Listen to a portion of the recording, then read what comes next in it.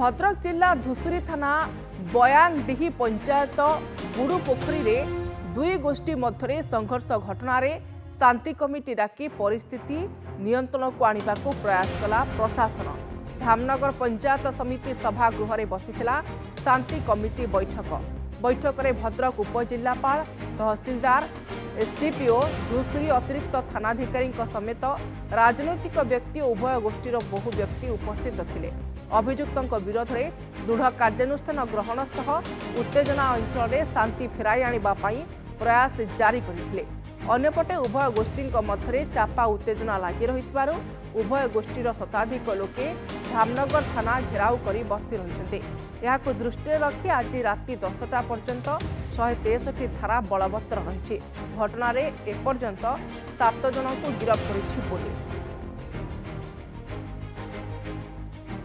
पोखरी होइतला ताकू आमे कंट्रोल को नहीं आसछु।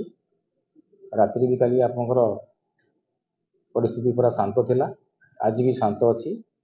तथापि आमे आज एक शांति कमिटी 4टा बेले डाकिछु एवं बर्तमान एरिया रे पूरा शांति संग्रह अछि।